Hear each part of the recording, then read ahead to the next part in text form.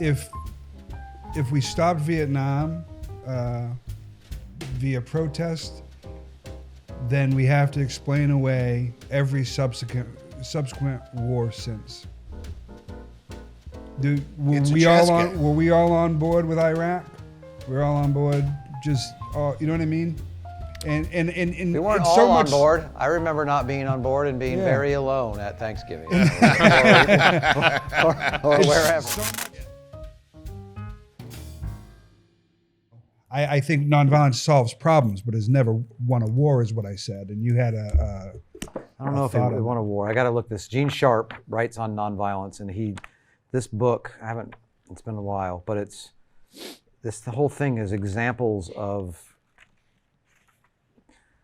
maybe not wars won, but violent, like struggles won through nonviolent action. Again, I'm not against nonviolent action. The Russian Revolution in 1905. It's just you don't win wars with it, is what I'm saying. It's impossible to win a war with it by definition. You can win battles, but not the war. You can change. You can change momentum. I think you win the war. I think it's about as powerful a weapon as that there is. By definition, you know what I mean? If tanks are rolling down the street and we're just like, hey guys, please don't.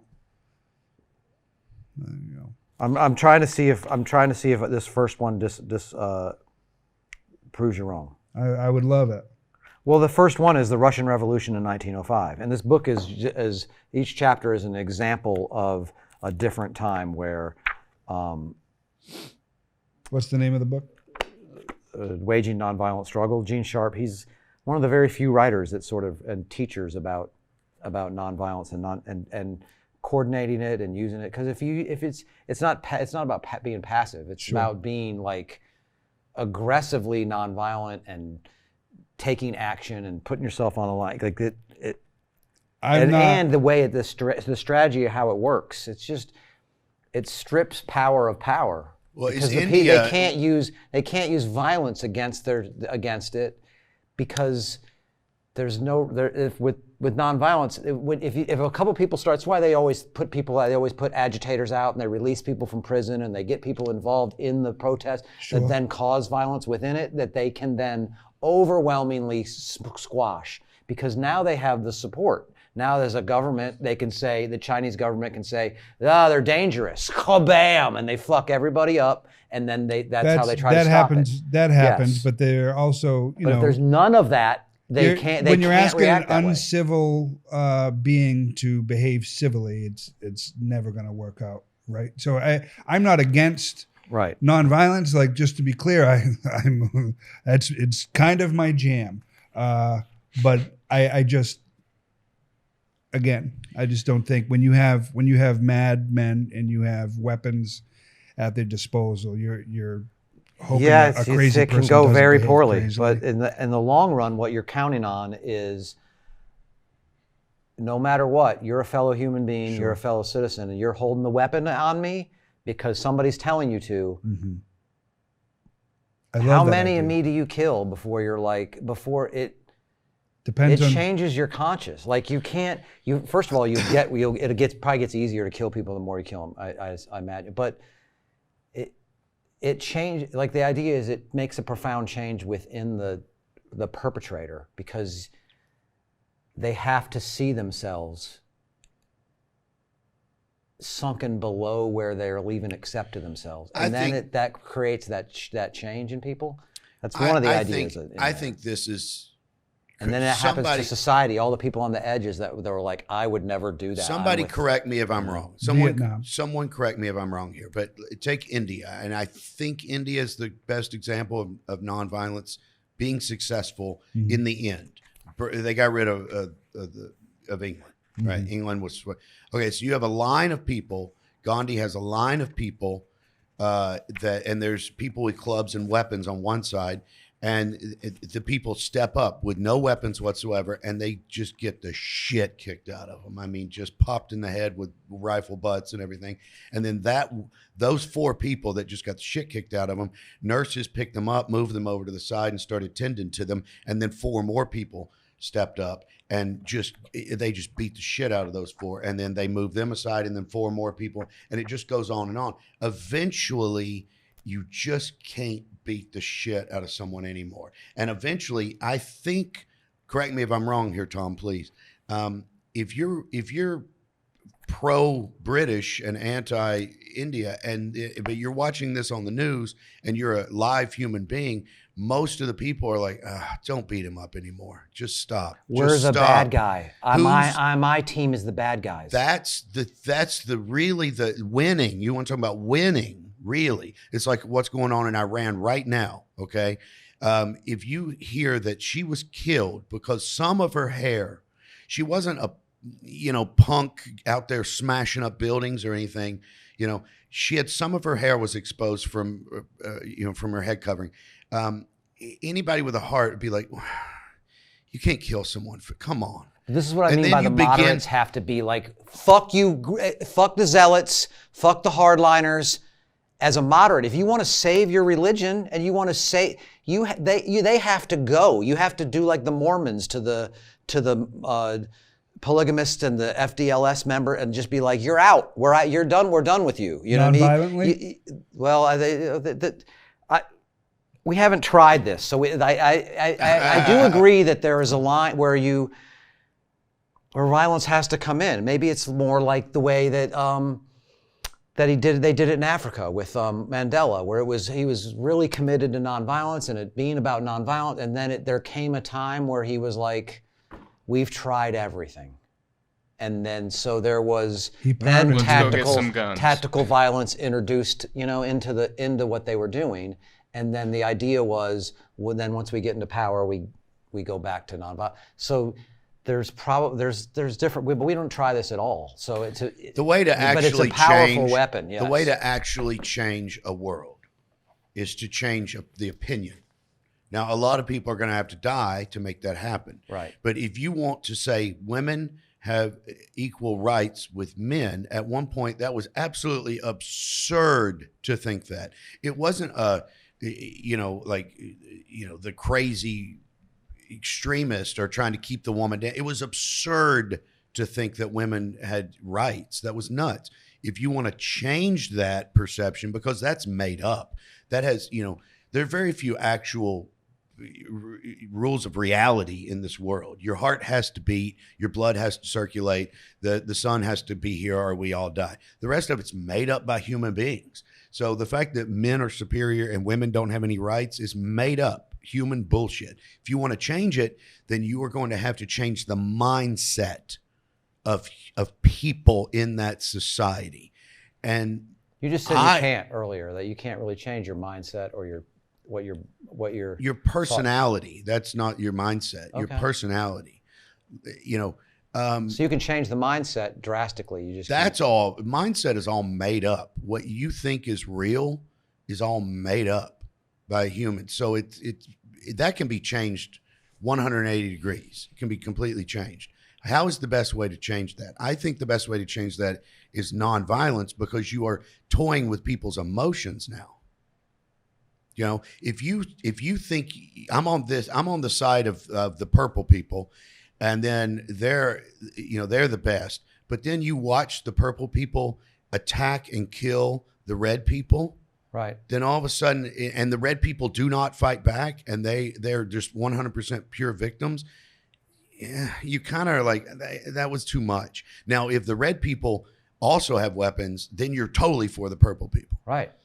So you're playing with people's emotions. You're playing with their humanity to make them think about an issue. So in the long run, if you want women to have rights, you have to change 88% or whatever the percentage. You don't have to change 100%. You have to change the majority to think that way, to consider that. Isn't there so if you're trying to affect everybody's opinion, at the end of the day, it all comes down to who's in power. And typically the people who find themselves in positions of power aren't incredibly moral, or it's expecting. Yeah, they're going to fuck some people up. Yeah, especially if they're not fighting back. Yeah. Yeah. They're going to be like, expecting a monster to not behave like, expecting a monster not to do monster stuff doesn't, it never equates to me. So we can change most everyone's opinions. And I think at the end of the day, most human beings are on the right side of people with empathy. But those, I think they're on the right side of themselves. Large groups of people who are manipulated into behavior that is outside of themselves. If you look at, I have a lot of friends who are I used to have a lot of friends who are in the military, and they go away one person, they come back another person. And that overwhelmingly has been my experience. Yes. And then some of them come back and they're completely fucking cool people, man. And then some of them are just, that's not them there anymore. And I think that we should think about that more before we send people off and we keep agreed cheerleading for war and 100%. being like, give it up for the troops at all times, because that leads to more coffins coming back with. But here's the question, Eric. This is the question: who's really in power? That's the answer, in my opinion, has always been and will always be the people. The people are more powerful than any government. Still to this day? Yes. Now, here's the thing. What's Your that? mic went out. What? No, go ahead. Sorry, he was zipping loudly. That's why the nonviolence will work. The people over the look. violence, I'll give you an example. The people are more powerful. That we take away, we basically defund them, and take away their power. Yeah, we defund the government. Well, the government is the people ultimately. Yeah, I just disagree with that. What's happening in Iran right now? Okay. We don't know which way it's going to fall right now. A woman got killed, put to death by morality police because some of the hair was out of the hair covering. Okay, and then now people in Iran, both women and men, are protesting standing up. Now they could be pushed back down by the government, and they could stop, and then the government wins. If they refuse to stop and they just keep coming in waves, absolutely, they have the power. Now, convincing the masses that they have the power has always been the tricky part, because the masses, they like to spread out into groups, and I'm a Falcons fan, and I'm a Panthers fan, and I'm a Republican, and I'm a Democrat, and I don't want to be with an atheist, and I'm a Christian. They like to split up into groups, and that helps keep division's a fantastic tactic. It's fantastic. It's a great weapon. It's efficient. Yeah, it's very efficient. Make them hate each other. But if gay marriage was passed during Obama's administration. Obama was against gay marriage when he took office. He was not for it. They asked him directly, and raked him. The left-wing media raked him over the coals for that answer. But that was his belief. That was his answer. And then the public opinion got swelled so large. There was enough people that were for gay marriage that he had to change because governments want power and they want to stay in power. So if 82% of the people that they quote unquote controlling say, we want a train system in this country, then they will give it. I feel like a lot of that is just a pacifier sometimes. Sure. Poland's self-liberation. That's maybe not a war, but they liberated the entire country from if the people are in power, I feel like, and this is just my opinion, and I don't read no books. If the people are in power, if the people stood up against the government right now, the government ultimately has a decision to make to allow the people to think that they are in power or to squash that. And that decision is theirs to make. They use the people against their own people. I think the fact that we think people have the power I think it used to be that way. I think with technology being exponential as it is, it's grown to the point where it is out of our hands at a point.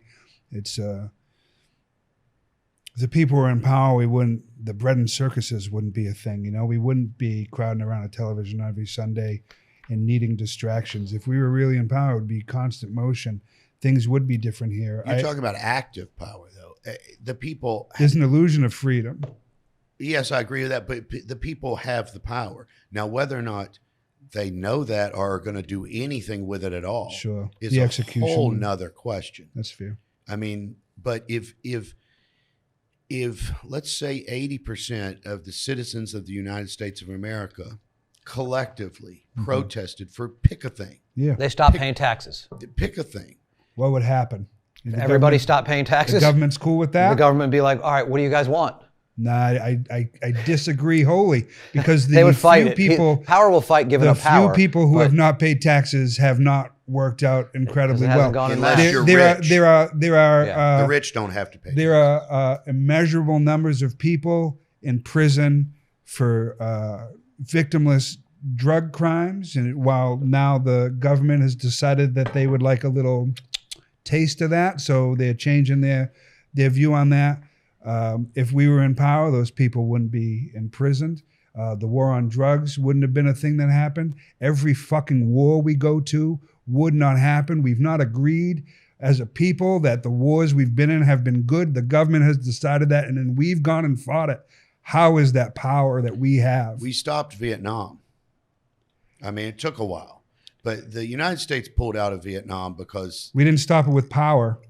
We certainly did. We did? Yeah, in my opinion. How many people died? I'm not saying it was. I'm not saying it was righteous. It was good. You know, the government learned, in my opinion, a valuable lesson during Vietnam. Yeah. Because previous wars, it wasn't televised to that extent. It wasn't nightly video of people, citizens, doing what we were just talking about, seeing themselves reflected. The actions that they were watching were a direct result of their votes, and they're allowing it to happen. Do the people have the power in China?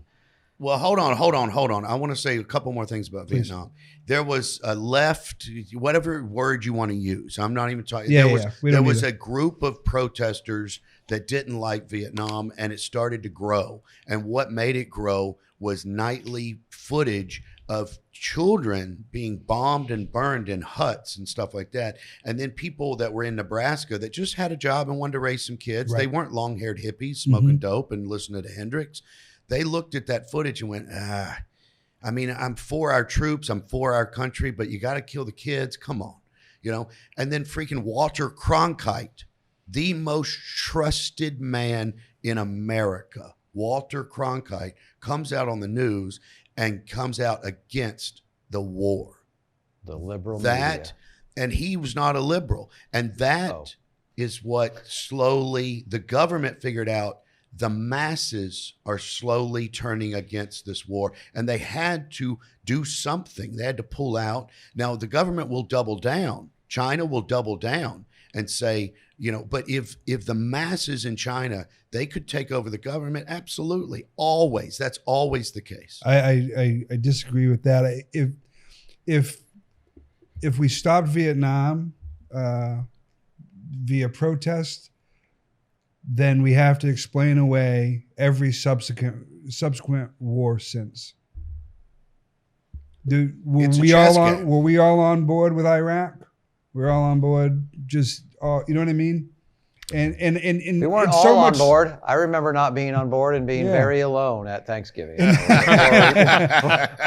wherever. So much so that you can scroll on Instagram now and you can see war crimes, and you just keep going. We spend our whole, however much money we spent, we're a part of that. We benefit from it. We're paying our own house payments because of it. We're all participating in war. So then we can say we are in power and we constantly misuse it. Yeah. All right. That I guess I can agree on. I think if we are so not in power that as soon as we start to exercise any idea of our power, we get squashed down. Even like going back to Mandela and once they get to power, like how much did they really change the economic structure and the way rich versus poor went? Did they just put new people in, just mix the colors and who had the money and blah, blah, blah, but it's still the same structure? Still a huge what I mean? Gap in wages. So did they, Did they, like in this book, Confessions, like this Confessions of an Economic Hitman kind of thing, the way we use the power of the United States and the military force or whatever over the years, and to set up economies so that they can't be changed. You can't be changed. Why are we so unhappy with the Roe versus Wade thing that's recent? Why do we still? I'm just not. I just don't buy into the fact that the people have the power. I just really don't believe it. I would love it to be true. I think that's the right thing. I think we realize we don't. Maybe I'll agree. I think we just don't. People don't realize that they have the power. We don't realize that together we have the power to make massive change quickly. Like if everybody. What massive change have we ever made quickly? There's not. We haven't, because we're not taught this. Depends on what you mean by quickly. But look, I guess we're also talking maybe the definition of power as well. Yeah, maybe. It's where the money goes. But here's the thing. Where we spend our resources and our energy, and we're in control of that? But look. We should be. We should be. Here's the could be. Here's the point I'm trying to make. Not by arming ourselves and going, we're going to the thing. We do it by. Here's the point I'm trying to make. A group the power is somewhere. Okay. Mm-hmm. And I'm saying it's with the people always. It always has been, and it always will be. Now, whether those people realize it or not is a question. Whether they are manipulated by a government or whatever, who's ever trying to control the power. Yes, that happens constantly, always. I agree with that. Always. I agree. But it doesn't mean that these people took the power. Yeah. It just means that these people don't realize they have the power. Who has the power right now is microbes and germs and diseases. They are the most powerful organism on the planet, and they can kill all of us in a heartbeat. But we have figured out ways to kill small portions of them, manipulate them, but they still have the power. Do you see agree. What I'm saying? I agree with what you just said, but I also think that when it comes to power, when it comes to being manipulated out of power, you can't manipulate if you don't have power. In order for us to be manipulated, there has to be power that is exercised upon us, and that's where I think the real power lies. I think people should have the power. I really do agree with that. I'm all for it. I'm all for nonviolence. I think we fucking painted ourselves in a corner here in this country. I think that I hate talking about politics because this is where I wanted to talk about some shit. I know. I wanted me too. Okay. Yeah, let's get some oddities. Yeah. But that's a good conversation. I'm happy. Can I say this analogy? Can I say? I don't think this is politics. Politics is involved in the realm. If let's say there's a concert going on down here in Greensboro, okay, and there's a system set up. You got your ticket booth. You got a person scanning the tickets. And then you got here's the seats, right? Now, if everybody lines up and buys their ticket and gets their ticket scanned and goes in and sits in their seat, you got no problems, right? But if someone says, fuck you, I'm not buying a ticket. I'm rushing the door. Now, if that one person rushes the door and the security guard zaps him and puts him on the ground and everybody else is like, whoa, here's my ticket, you're good. Mm-hmm. But if all those people decide to rush the door, that's where the power has always been. Agreed. It's always with the people. If they're willing to follow the rules that someone else set up, then their power is temporarily, what word am I looking for? It's tamped down, it's muffled down, but they still have it. At any moment, they can rush the door. I would say I completely agree with that analogy. I would say with the government right now, they're not a security guard with a taser. They are a government with weapons of mass destruction. Sure. And we have not noticed that they are pointed directly at us as well. The pipeline. Do you remember the oil pipeline that they're bringing down? And there was some protests. Alaskan pipeline. They're bringing it down, and they're running it through. They tried to run it the logical way geographically, but that's through some rich people's land. So can't do that. That's rich people. So they're running it through Native American territory, and they're out there protesting because there's leaks and it fucked up their clean water and everything else. So there is actually a video online. There's like 28 people with dreadlocks and picket signs wearing Birkenstocks. You know what I mean? The government brings out National Guard 2 surface to air missile launchers pointed at them. 2. My question is, How good were those signs? Oh my God, Sarge, you gotta bring something over here. Not only are they eloquent, but they're accurate. Turns out you just showed how nonviolence isn't the most powerful weapon. The most powerful weapon is to be able to pick up the phone and call the president and be like, "I'm going to cut off your money if you fuck with my land."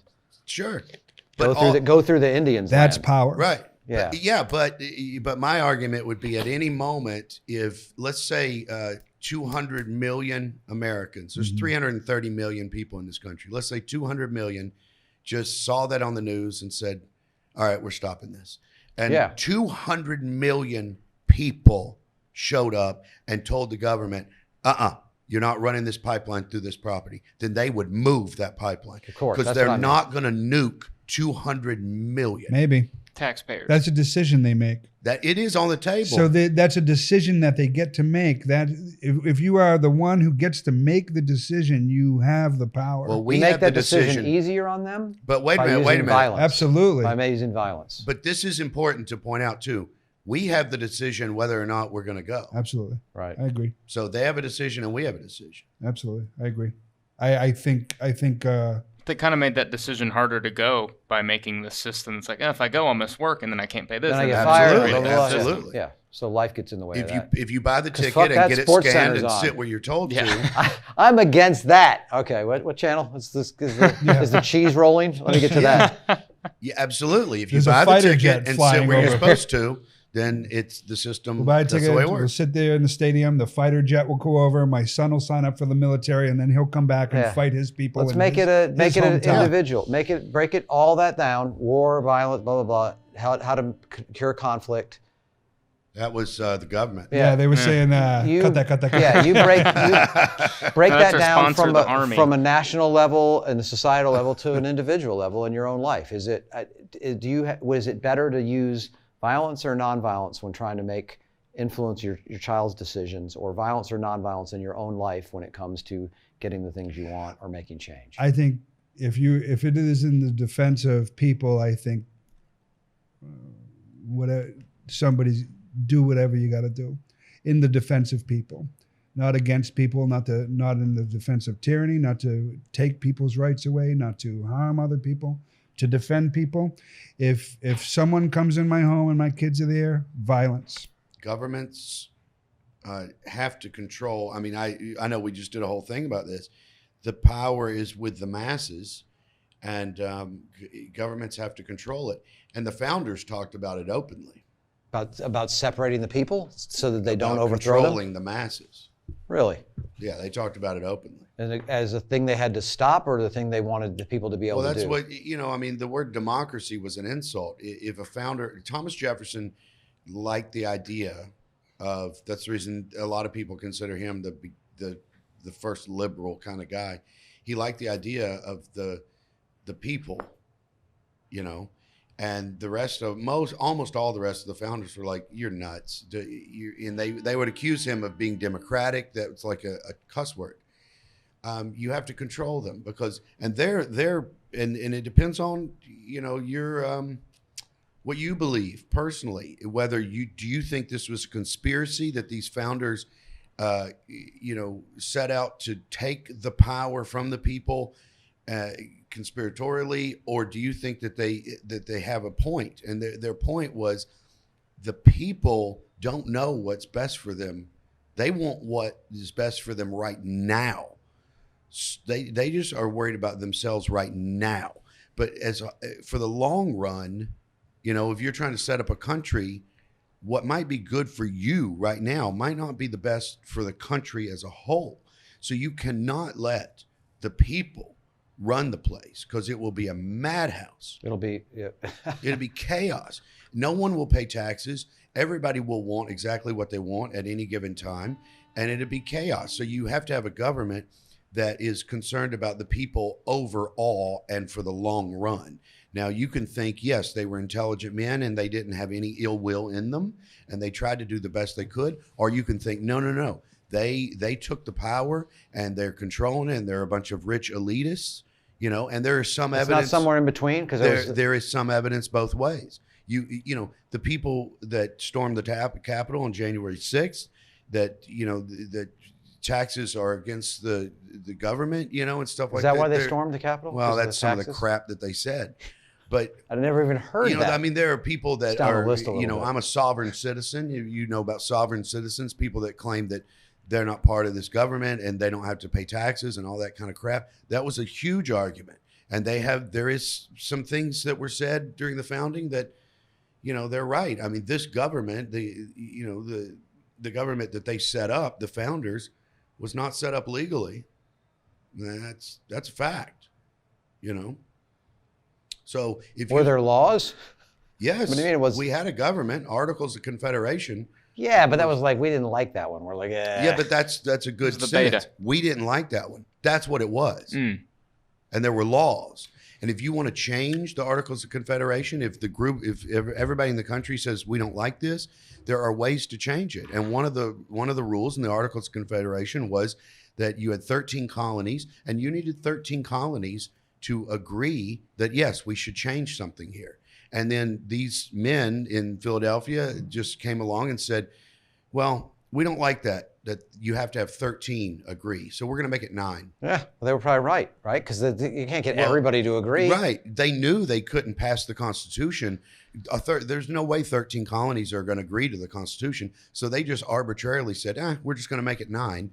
And no one stood up. The people didn't stand up and say, no, that's not the rule is 13. Give us a document where all 13 colonies agree, or you can't do that. No one stopped them from doing that. So they just said, fuck 13, we're just going to go with 9. And they did get 9 colonies to agree. And then Articles of Confederation is dead and gone. And now we have a constitution. And some people that stormed the Capitol are saying that was an illegal move by the founders and we don't like it. I have a really hard time believing that anyone that stormed the Capitol took the time to make a balanced Articles of Confederation versus Constitution argument in their head. I do too. Like, where did that, that's... I do too, but the point, and I'm against. Because I didn't even know that either. If someone did make that argument, I would still be against them. But they have some validity there. You can't say no, you're wrong. No, they're right. I mean, the founders said we don't care what the rules are of this government. We're just going to change it. And it wasn't like everybody in the country was for that. I mean, there were uprisings in North Carolina. The North Carolina regulators, Let's ride. Yeah, that's the word regulators comes from North Carolina, where they took up arms against the government here. How'd that go? It's just like Eric was talking about. They took up arms and they went to the court and they closed courts. They actually physically did not allow judges into the courtroom, and the regulators actually went on the bench and listened to some cases and made their own damn decisions on what was right and what was wrong. And it didn't go well. 6 of them were hanged for treason. The rest of them ran away. But you know what? You're right. The violence does, like, millions of people showing up nonviolently and protesting gets no coverage, gets nothing, nobody makes no action. But then the violent part shows up and it's like, okay, you can come in, or... So there is, you're right, there is some validity there. I'm not arguing against nonviolence. Let's do I think Charles Manson was a member of the CIA or used by the CIA? I don't know. I would not put anything past a government of any country in any time period to remain in power. And if what about Ben Franklin? Do you think he was in the CIA? The CIA didn't exist. What about the Masons? Well, everybody knows he was a Mason, right? I don't trust those guys. I don't think I would say, I haven't read that book. I haven't looked into this at all. So you would have to convince me of this. I wouldn't automatically say, oh yeah, that makes perfect sense. You'd have to convince me of it. But I do think that any government at any time period is willing to do whatever it takes to remain in power. He stood up for the people a lot. He was really like the guy that was like, they were annoyed by Franklin being so, because you're like, you're a rich elite. Why are you standing up for the people? Like all the time. I'm for the farmers and and maybe not always. But, not always. But he was a wealthy man and he was concerned about his holdings and things like that. But Yeah, I mean, Franklin would have been one of the ones that aligned more with Jefferson, as in the people have a voice and they have a right to express their voice, you know. Right. And then people like Hamilton, totally against it. John Adams, totally against it. Such a great play, by the way, Hamilton. I thought it would be. I liked it. Huh? Yeah, it was good. Did you go see it? I saw it on TV. Okay. It's great on TV. Yeah. PBS. Yeah, I don't want to be around all those people. Yeah, same. You know? I love the juxtaposition of using a gay guy, a flamboyant gay guy as Jefferson, and a black guy as Hamilton, and like everybody being different. I just love that whole, because it was a little jarring. Turning it on its ear, Yeah, I thought that was neat. Yeah. And I personally think that whole time period is fascinating. Even if you hate reading books, even if you hate history, if you actually, you know what I mean, if it's presented to you in a cool way, I just think us as citizens, when you start looking into it, you're like, huh, that is a good question. Yeah. Like, what? I don't know which way I fall on this. You know what I mean? Is Hamilton right? You know, was Jefferson right? It's just cool shit to think about. Right. You know what I mean? The whole myth about, you know, these guys were demigods and they were perfect and men without flaws is way more boring than the reality of it. You know what I mean? I mean, there's a great John Adams, you know, hated the press, hated them. Passed the Alien Sedition Act. Passed the Alien Turns Sedition out he was right. Act. Yeah, it's a question. It's like all these newspapers, and back then they were way worse than now, actually. Every newspaper was political. Every one of them leaned left or right. No one was objectively, you know. So there was no laws that you had to write honest stuff about people. No, either. and it was just made up bullcrap. Are there those laws now? I mean, it's supposed to be, but they're yes. supposed to be, yeah. But anyway, a paper in Virginia wrote a bunch of negative stuff about John Adams. So he imprisoned one of the journalists, threw him in jail. And one of the things that the journalist wrote was that Adams has a fat ass. He's got a big rump. He's not wrong. Right? Yeah. And then he goes to trial, and the jury fined for the journalist, not because of freedom of the press, but because he does have a fat ass. Is that an actual decision that a jury made in the United States, in the courts of the United States? It cannot be, what's the word? It cannot be defaming. Defamation. It cannot be that if it's accurate. That's a real decision that you had in a court. Made it like, yes, the jury stood up and said, we, the jury, find the defendant a fat ass. A fat ass. A fat ass. Yeah. It's cool. I'm telling you, if you were like a teacher. I can't even say that now without being on the Christmas Cancer special. You know what I mean? This stuff's interesting. And then how it brings John Adams up the idea nearly of freedom of the press. person. How much do you want? Is it total freedom? Is it not? If someone says Jefferson's got a fat ass or Adams has got a fat ass, and then he's the president, so he throws him in prison, that can't be any good because you do have a fat ass, you moron. Right. You got an Adams apple pie ass. God damn it. Come on. John Adams. I'm gonna go punch the bag a little bit. Now listen, do you have when you're ever out junk shopping, do you ever come across stuff from sort of that era, like that long ago? I mean, that stuff's very pricey. I mean, you know, there was a junk shop in Georgia actually that had Jefferson's, like a writing desk. You know, pretty cool looking piece of furniture, and it had the what's the word, provenance or whatever. They proved it was Jefferson's. And it ended up selling on auction for some. But so, you know, I got to take a look at that thing. It was cool. But I mean, I'm not going to find anything from that era that has any significance. Most of that shit's like in a museum now. Yeah. Right. I mean, that stuff is. That's the cool thing. When I did the Boston Comedy Festival years ago, that was one of the coolest things about that was just walk around and be like, oh, there's a graveyard that has like so-and-so in it, or like just people from history, and like just walking the streets and seeing some of the architecture. Like the whole thing was just, it brings all that history of this stuff that you know back to life. We were talking about the peanut butter jelly sandwich. At the end of it, Stewart was, he was like, why are we spending our time with this? There are people starving in the world. And I think that's hilarious. But also, I feel the same way when I see a giant celebration.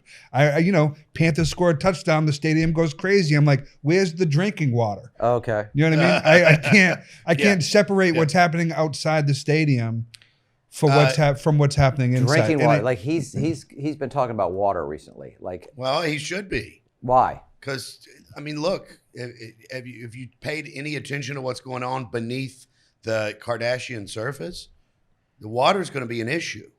It's already an issue. It's going to be an issue for all of us, not just the places we don't currently care about. Don't they have just like straws now where you can you can just Here's sip right out of thing. sip right out of toilet water and it's filtered water? It's old technology. It's been around for a while. Those filters are great. Here's the problem, man, is the straws get caught in a turtle's mouth or something? Sometimes I just wait for you to fucking stumble a joke out of your mouth. I let it fall out, and then we pick up and resume where we were. It rolls out of your mouth like a fucking nerd with dice at a Dungeons and Dragons. Okay. That's a very good Crit analogy. fail. Yesterday you said That's the something best. that just came I to my love that. mind, right? You said A nerd with dice at a dungeon. I'm honoring this. Would you stop and enjoy this? What he just said. Yes. Enjoy this shared human experience. With dice at a Dungeons and Dragons. See, that we can celebrate. Yeah. That is truly. I love that whole image. He even I don't know if you're listening to this on audio or video, but he even gently let the dice go in his hand. He did that. Yes, it was beautiful. And I'm allowing him the couple seconds. I'm trying here to cut that off. No, you edit this. Because You he better said edit it. said something very wise and important for this show yesterday when I was talking to him about today's shooting. He said, I don't want to be in it because I've been in a lot of the episodes already, so I'm just going to stay off to the side. I'm reminded of that right now. Hey, you won't. I'll tell you the best baseball game I've ever seen. Yeah. Okay. We're going to get back to this water thing, by the way. Yeah. I think we're getting Okay, off that. but I want to tell you this. You're from Boston. Yes, sir. Okay. Just outside. Best baseball game I've ever seen. I had some kind of ridiculous image in my head when I was a teenager and started reading that I'm from Kentucky, right? Mm-hmm. And I thought I'm in the dumb area of the country. I'm born in the I dumb did too when I was young. See, that's what's crazy is I thought because you read books and every Southern character is an idiot and a moron. Yeah. You watch Bugs Bunny. The Southerner comes on. They got the overalls with the moonshine jug. That accent represented a low IQ. Yeah, I'm the idiot. So in my head, I can't wait to get out of this place. I can't wait out I got to get out of the dumb part. So first place I go, when I'm old enough, New England. Yeah. Because that's where the Ivy is. Yeah. That's where the colleges, where the Ivy are. That's where So I go to Boston, Red Sox. Nolan Ryan is pitching against Roger Clemens in Boston Stadium, right? Yeah. Red Sox. And I'm such an idiot. I think Nolan Ryan was pitching for the Red Sox? No, he's pitching for the Rangers. Texas and they were Rangers. playing the Red Sox. And this had to be 92, 91. I don't remember the year, but early, right? I graduated high school in 90 or 89, something like that. So it was right after that when I could, you know what I mean? Yeah. And I'm so dumb, I think, well, I'll get tickets and go. You don't realize that these things have been sold out for a very long time. So I end up parking as close as I can get to the stadium. And I walk down this side place that I don't even really know what it is, but there's a whole bunch of people down this side thing. And the game has already started. And there's just people hanging out, like talking. It's kind of like it's not loud party drinking. Right. It's like people just talking and stuff. And then a guy would run down he's in the stadium and he would run down. There's a gate right there, but he would run down and everybody out here would get totally silent. Yeah. And then he would go, Nolan Ryan just struck out, blah, blah, blah. And everybody'd be mad, And then you would hear, we'd all be talking and you hear like the stadium would erupt really cool and we would get silent. And then here comes our guy. And he would say, blah, blah, blah. And we go, yeah, But this whole time, and this guy, every time he came down, you could tell he's getting a little drunker, what I mean? So it got a little less like sports anchory. And more Harry Carey. Yeah. He got more like a local announcer than Yeah. That piece of shit just struck out. Yeah. But I remember multiple times, like, because there was some hot dog vendors, some beer vendor, whatever, on this side towards the street. Mm-hmm. But this way, there wasn't. So there would be money passed, and there would be money going, and you would grab it and pass it on. Yeah. And I never heard anybody go, "Hey, where's my money?" Yep. And then like 3 minutes later, a hot dog would go this way. Yeah. Yeah. And I never saw a pitch of that game, not one. That's my favorite baseball game I've ever seen in my life. Right. Yeah. Humans acting With fun, yes. Yeah, dude. With dignity, yes. Not stealing, not pushing. There was no punching. There was no fighting. There was no nothing. You know, I just absolutely love it. It's crazy that you're that old that they didn't have radios back then. Like nobody thought, hey, let's just listen to the radio broadcast. I don't know. I just literally. They maybe did, but it's one of those things where it's like that's the community activity, right? It's like one guy gets the ticket. Is beautiful. You can't high five people at a radio by yourself. Right? That's not a human. That's humans. Like that goes against what you were saying earlier. Yeah, and it does. Occasionally, it does happen that you'll say, "Oh my God, look what just happened." It's possible, but if you were a betting person, and the bet was always are humans in a group. I got to bet on everybody. Yeah, if you're going to bet on everybody, you bet against humans every time. Because you might lose here and there, but you're in the long run you're going to win. If you're betting against humans against anything else, I take humans. If you're betting against humans versus humans, that's not going to turn out well. You know I'm talking about like if overwhelmingly don't treat each other well. Yeah, if you're betting for humans to act properly in a group, whether it's hurting each other, hurting the environment, doing the wrong thing, you would always bet against humans. It's weird. Like we were just talking about how pessimistic I am, and I'm like, you're super optimistic right now. I would bet on them. Yeah, but you think the world's going to end in 20 years. I know, but that's what I mean. So like that's what I mean. Like I would think that I would be. I don't really. I feel like we're not maybe far off. It's the contrarian in my personality, but I'm just like I don't know, man. I feel a little like there's because of stories like that. Because I think. The indomitable human spirit. Like I don't think people like I've always thought when people for years and everybody's like people are stupid, crowds are stupid. I just don't. I don't think that. I think people are just their intelligence isn't ignited or used or maybe I just project that people think about things a lot more than they do. You do, for sure. But you have a higher you have a higher floor for people than I think is realistic. You know, I think you think everybody is intelligent, and I think you're wrong. Yeah, but I think most people are not intelligent. I think there's a way to crack that to where like that middle it just doesn't care or go either way. Blah, blah, blah. There's a way to open that, and then we're like, oh yeah, that's how we should do it, and then we do that, and so I think that's. I believe in that about humans. So staying on sports and people real quick, a couple years ago, I got completely out of sports. Sometime after I left Massachusetts, the Red Sox won their first World Series since 1918. They won, and you're like, this is it? Everybody did. No, I mean, I was excited. And then Tom Brady started winning, and I was excited for my kids. My kids got to grow up with winners, but also winners who, in my opinion, acted like winners. You know what I mean? He didn't seem like a piece of shit. These people didn't seem like pieces of shit. And what happened to me, one of the reasons I got out of sports is then I moved to the South, and when I went back up north, I would drive around and I'd listen to sports talk radio, and they would talk shit about Terry Francona and Bill Belichick. And to this day, Tom Brady won 6 Super Bowls for the New England Patriots. And I know people there who talk shit about him, and I don't understand that. Like, your grandfather died happy because his sports teams won, and now you look down on them. And I remember when we never won. We were losers year after year after year after year, forever. You know, 1986 Super Bowl when the fucking Chicago Bears just pounded us in the dust, and we were just happy that we got there. And all of this fan base was electric and amazing and supportive. And then they start winning, and they turned into what they've always fucking hated, which was Yankees fans. They always used to say, these guys, they're entitled.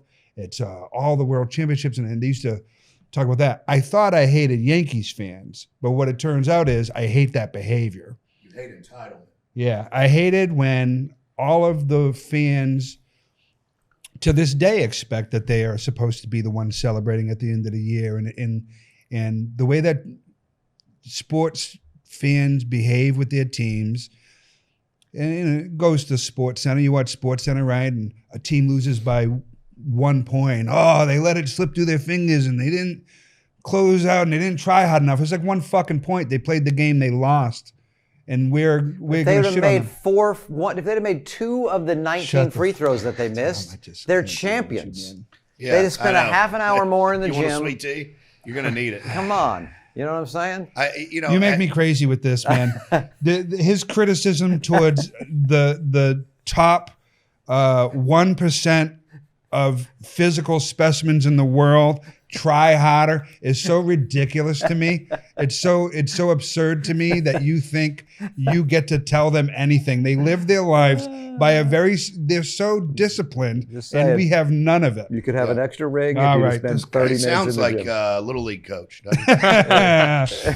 Sounds like a sports fan. Yeah, exactly. The Braves have been fighting all season, and today, as we talk, never mind. I'm not even going to say it. I'm not a big sports fan. I kind of stopped watching sports when my son was born. You know what I mean? You get busy. You get busy, and and it was also like I'm watching these.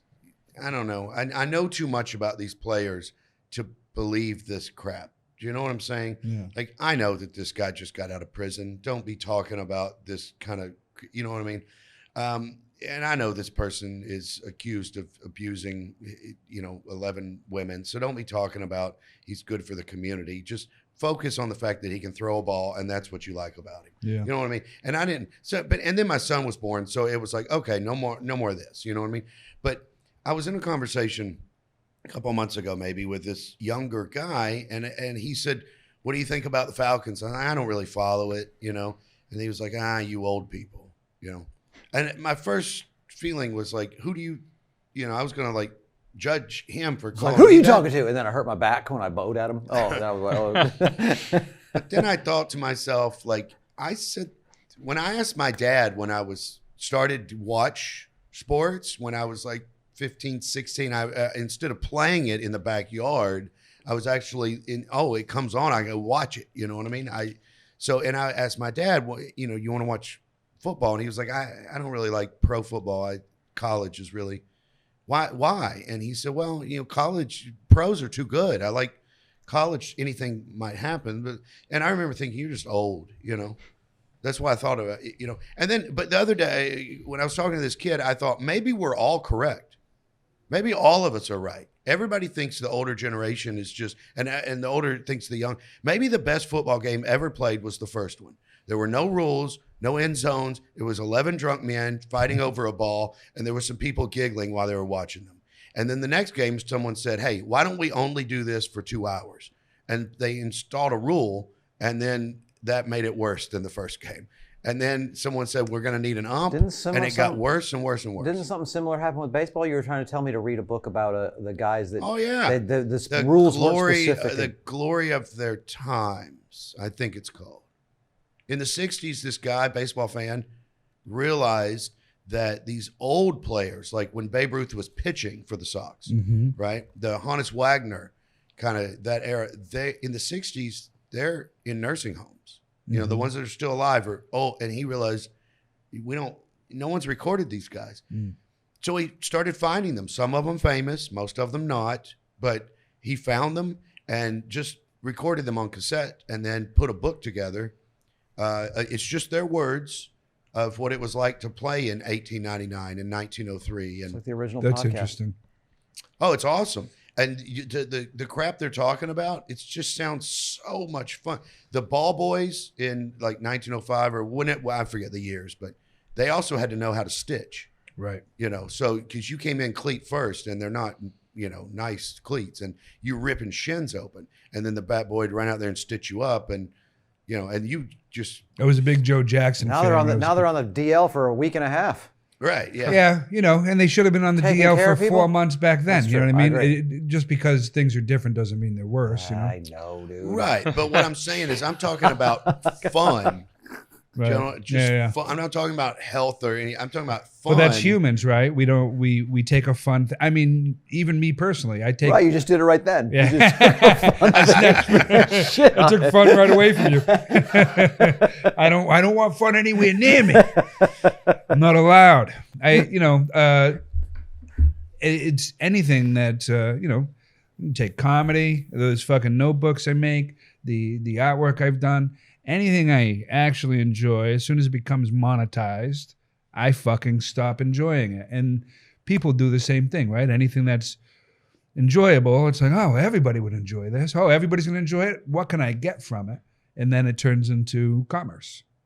Yeah, that's the reason I do like, we've gone back to this, and it's in my act right now, the show I'm doing right now. Between chaos and capitalism, that little area I think is the most fun. It's not the healthiest. I'm not claiming you're not going to get killed. You know what I mean? It's the most fun. Most things that are the most fun aren't the healthiest. Right. Exactly. Yeah, nobody's like, oh, I can't wait to eat the fuck out of that salad. You know what I mean? It's just not going to happen. But the fewer rules, you know, I feel that. Most of the rules are like, you know, well, this happened to Frank, so we're going to make sure, okay, we're going to have to wear a helmet or a face mask if you're a hockey goalie. But weren't the baseball guys, like, they put an extra ball in the outfield grass and but then they started having to write the rules. Like, you can't, you have to pick up the ball that was hit. I mean, they didn't have manicured grass. So, and plus if you cut the grass as low as they do now, it would die back then. Right. So it was a little bit shaggy just to make sure they had grass, and they would hide balls in the grass. So one's hit over your head. There are no cameras, and there's also no stands behind the outfielders. There's no stands back there. All the stands are near home plate. I do love the argument. So when we listen to this, I do love the argument that old people will say where, you know, that Babe Ruth is the greatest player of all time. And I don't think he would make a professional team if he played right now. You know what I mean? He couldn't. He's not. Where better do you get this than criticism of an athlete from back then? You know what I'm saying? It's not a criticism. It's a comparison. It's different. Okay. Damn it. I wish I knew words. I mean, I do love that though. Like every year, the old Miami Dolphins undefeated team from the 70s celebrates when the last undefeated team loses every year they do this. And it's like, man, they would get murdered by a high school team now. Right. You know what I mean? People are just built differently. They, you know, those guys were all 180 pounds, smoking cigarettes and eating greenies. You know what I mean? And now these guys are got personal chefs and fucking Swedish cup therapy. I think that makes it more boring. Swedish cup therapy. I know of that because that's the sucks the blood to the surface. That's what I'm saying. I don't want my son to do that for his arm, but I'm sure eventually they will do. That's been around for like 1,000 years. Yeah. It's apparently really healthy, and now they're finding leeches. When leeches do the same thing? I don't know. I'm not a doctor. Leeches literally suck it out. Okay. That's where you put Tom is not a doctor on that. Yeah. Tom still believes in the 5 humors or something. Well, you're saying that's why you don't enjoy it as much now? I don't think I enjoy it as much. I think it's too, you know, like like Odell, like making those amazing one-handed catches or something. I don't know. I have to honestly say I don't know why exactly I feel this way, but I can say I honestly do feel this way. Like, that's not as fun to me. Like, it's getting almost blurring the lines on robotic, and it's not as fun. You know, what? Wait a minute. Now, the one-handed catch seems robotic to you?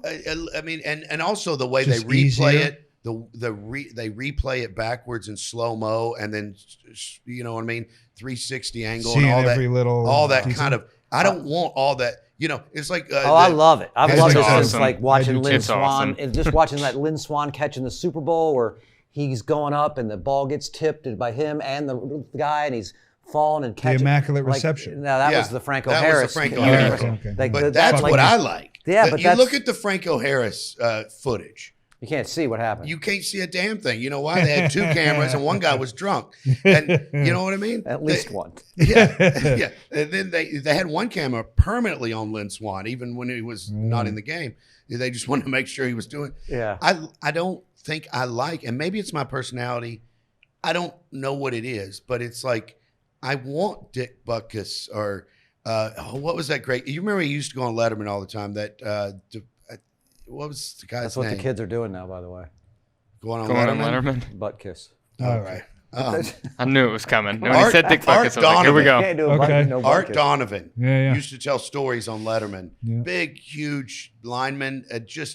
You can, on YouTube, I mean, just hilarious how he talks about how he used to shit in his pants before a game because no one wants to block you. Yeah. That's a really good point. It's true. Yeah. I mean, I don't know. That's why I do it too. Sure. I like things a little like. See, I'm a little bit the opposite of that. I watch a lot of sports with the volume off. I don't care for the announcers. I don't care for the opinions. They're talking head bullshit. They're just trying to sway my opinion to be whatever they want me to think, to move the lines in Vegas.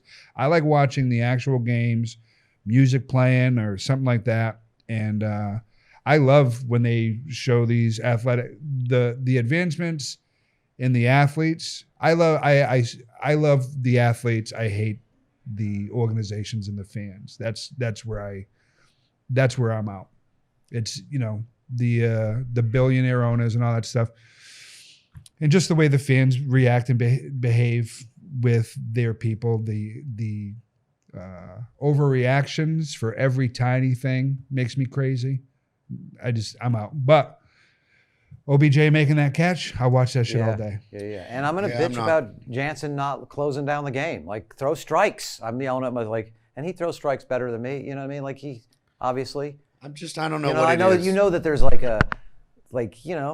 you think he would if he could? Somebody yells, "You can't hit," at Matt Olson or whatever, and he's like, "Really? I can't hit? Like, I am leading the league, you jackass." But you just did that. Throw strikes. I know. You just did the same thing. I'm not saying I'm not saying I don't not do it. I'm saying both sides of it are it's kind of stupid. But, it is ridiculous. But I want my team to win, so I'm rooting for them. But I'm also this guy's killing us. The blowpen. What the fuck? This manager doesn't know what he's talking, and of course he knows what he's talking about. What's the Me and my son joke around all the time. I literally was talking about. I think he's talking about the young kids in their butt. I was talking about Matt Olson, the first baseman. And I was like, this guy. If we had Freddie Freeman, we'd be in first place. Freeman's leading the league in hitting. This guy's in it. This guy's in a worse slump. And then he crushes a home run. And I just go, see, I told you that guy's going to help. As soon as I really start talking smack about a player, he does something good, and then it's I'm instantly look what an idiot I am. This is for you, Tom. The idea of throw strikes. It's like he would if he could. No. He would if he could. Nobody's out there not trying. You know why he's not? If he didn't get up on the hill and practice in between. That's what I'm saying. This guy. You make me crazy with this stuff. I mean, I'm going to say that for my son. If he doesn't get out and do his normal routine of throwing, if he doesn't get out and do long toss, if he doesn't do a bullpen, when it comes to the game, his arm isn't as strong. He's not as sharp. He's not throwing as many strikes. His son's a high school kid. He's not making millions of dollars. But that's every level. That's every level.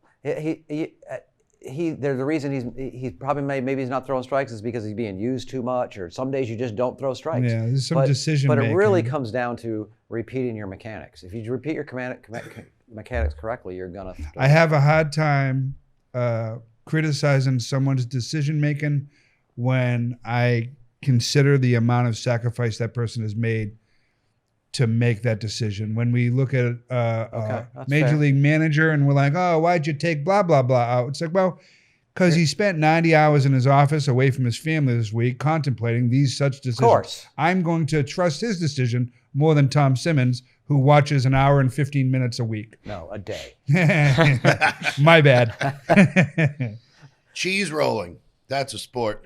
I don't mind that. It's not cheese rolling. They roll it down the hill, that is right? A sport. There's a documentary about that called Home Games. That, to me, you want to talk about, I do not understand. I'm not saying you're right, you're wrong, and I'm right. Yeah. I'm saying I literally don't understand. Why'd you take him out? Blah, blah. I didn't as a child. Right. I don't like crowds. Whether they're so excited that their team just won, that is annoying as hell to me. Or they're bitching and complaining because their team lost. That's annoying as hell to me. Get a wheel of cheese, roll it down the rocky hill, in a Scottish countryside, and chase 100%. That fucking thing. Yeah. Then I'm like, you root for the guy, if this guy rolled his cheese really well last time, or he had a great story about he how he got to roll it. So one you person, bet on the cheese. Here's what happens. Yes, give me 50 on Gouda. 50 on the wheel. You take a wheel of cheese at the top of this rocky hillside, and it's the same place in the same village, I think twice a year, but I could be wrong. And they start rolling this wheel of cheese down a thing, and then everybody just starts chasing it down this fucking pitch. And you got to basically try to catch the cheese. You can't catch the cheese. I don't know if anybody's ever caught the cheese, but there are horrendous falls that happen during You can't catch the cheese? I don't think that you can. I think it's probably impossible. That cheese is going too fast. It's a hill. Yeah. I mean, it's not a... You pull up a video of it, I'm sure, at some point. Yeah. And there are ambulances at the bottom. They tried to shut it down. Yeah, I'll send you a link to watch. I think I've seen the thing of people running down a hill tumbling. That's that. Literally, you know when you do a cartwhell but you didn't mean to? Right. Like that's what this is. Like like they look like rag dolls. When you that's question what I mean. Like gravity. the science of it is, and or whatever is, the person can't. Let's say I start going and I start cartwheeling. Yep. Will I pass the cheese, or will I never think catch you can. the cheese? So you've seen this a few times. You've never seen the cheese. That's how quick the cheese is. Okay. You know what I mean? The cheese is in the fucking video, but it is an interesting thing to watch. That is fun. I do like that. To me, that's what sporting is. To me, the precision, the precision, and the athletic skill, and the all this kind of To me, that ain't. As long as somebody doesn't tumble in Odell a cheese, if it's then you're like, accidental. that guy looks like he's practiced. Do that again, Tom. If it's accidental. Throw a wheel of cheese. See, if someone is in mid cartwheel that they didn't plan, and the I've cheese been there. accidentally hits their hand, and then they hit their head on a rock and it splits open, and then they're like, "Shit, I caught the cheese." You know what I mean? I love that. That's good athlete. There's people profiting off this, and none of those athletes are getting paid. They're putting their lives at risk. I don't know if they're profiting, but I'll tell you this: there is a prize, I believe, at the end, and cheese. there's For also most injured. honor. You know. Yeah. What happened Why can't we get it on what the big happened to screen? our big screen? I'm not positive we can show it on the podcast, but we can watch a little bit of it. Oh, okay. Those people are. There's no cheese in that video. Look at those It's already athletes. gone. Look at those athletes. Look at that. Isn't that beautiful? No. It Yes, is it's gorgeous. It's funny, but yeah. Look, Those there's look like, the cheese. They look like There's stacks pucks. of it. It is gorgeous. And it's been going on 300 years, way before baseball was invented.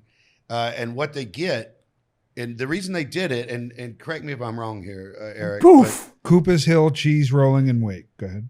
Oh, I thought he made a comeback. What are you going to say, Look Stewart? at Tom. He's riveted.